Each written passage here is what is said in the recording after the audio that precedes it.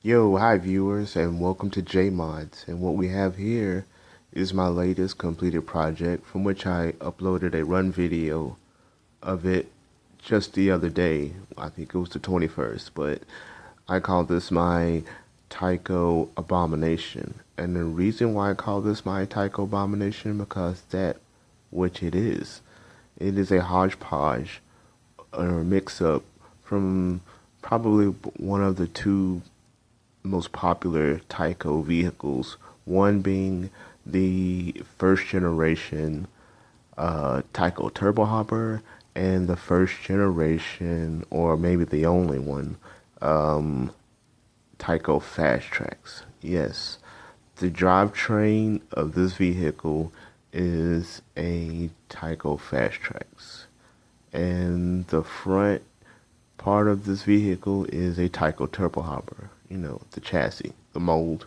Um, I had this idea for a while now because as a kid I've had Tyco turbo hoppers. I had the first and second gen, and I had a neighbor who had the actual fastrax. And the molding or the chassis, the rolling chassis, they share a lot of similarities. I mean, except for, the obvious things. That being that a Tyco fastrax is a tank steered track type vehicle, and if you can look here, I'll show you. As you can see where my two brushless motors are on either side. There were two brushed motors originally on the Tyco fastrax, which powers each wheel individually, and that's how you got the whole track steering thing. Um, a pretty cool vehicle, but being able to recall some of this information from me having turbo hoppers and my childhood friend having a fastrax, the molding and the chassis look very similar underneath the vehicles, each one of the vehicles. And this is what kicked this whole idea off. Underneath the Tyco fastrax, it mounts almost identically up the same way. It fits into a between two holes where a very long screw runs across. And because I remember that, I sought out and bought a fastrax parts car, and I had a couple of turbo hoppers, first generation turbo hopper, one that I did a full restoration on, and I had some extra parts. So I was like, well, how hard would it be to pull the tracks off of a Tyco fastrax along with those rims that the tracks ride on, cut the center of the rim off where I just have the hub where the screw goes in, and then possibly whichever tires I chose these are like a low profile. I wanted to bring the car lower to the ground because if by some chance it was fast as I thought it would be, then it would probably flip a lot at high speeds. So that's kind of why I went with a lower stance and also a wider stance. This car has a real wide wheelbase. But anyway, I got my trusty Dremel tool. Man, my Dremel tool does so much work for me. I dremeled out these rims, these tires. These are actually the wheels off of a fast lane slick monster truck, 124 scale. If you ever get a chance, check them out. They're pretty fun. There's not a lot you can do as far as modding. I couldn't, but there are people out there that are a lot better at this than I am, and that's where I draw my inspiration from. But anyway, um, they're very squishy. The air, whole nine. Love these tires. I love them. Real rims, tires, and all. And then I glued them and mounted them on those hubs that I pre-cutted out where I destroyed the fastrax rims, and I was able to put tires on them. So now I have two 7200 kV brushless motor on each side of this fastrax drivetrain mounted to my Tyco turbo hopper. And also at our hobby shop, I decided to upgrade my suspension. It's softer. It adjusts to the variations of the road a lot better. It's not as stiff as the stock Tory grade suspension was. On the back, I have 118 Dramata springs.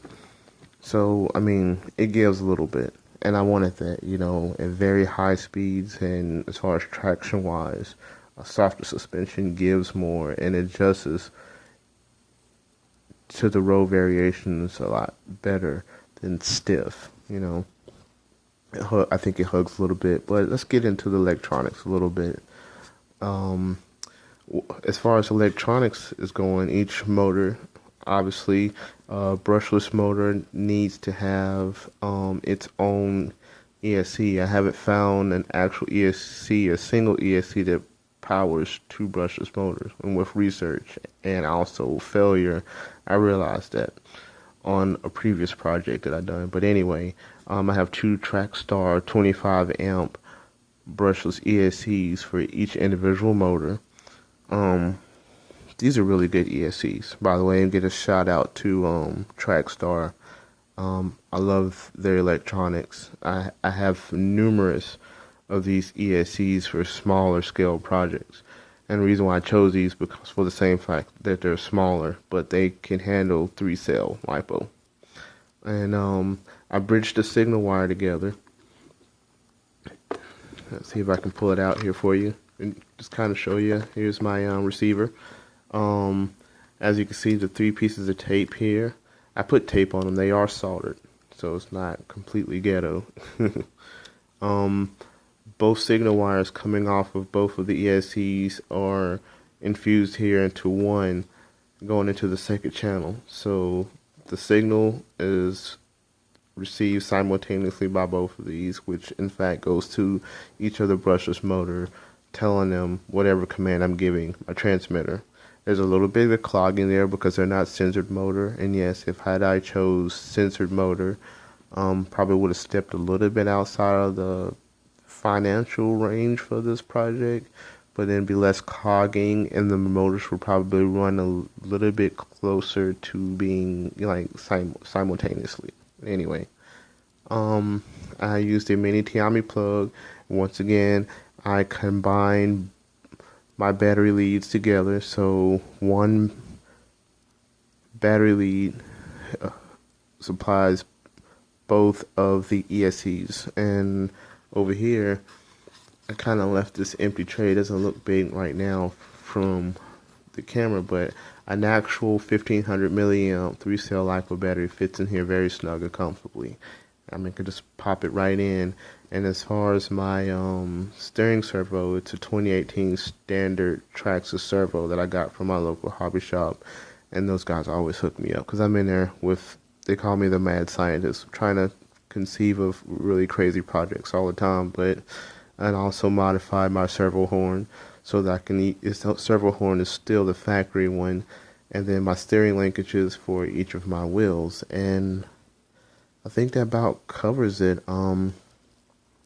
I keep it in fast gear. I don't run it in slow. This actual drivetrain, it's got a lot of wear on it.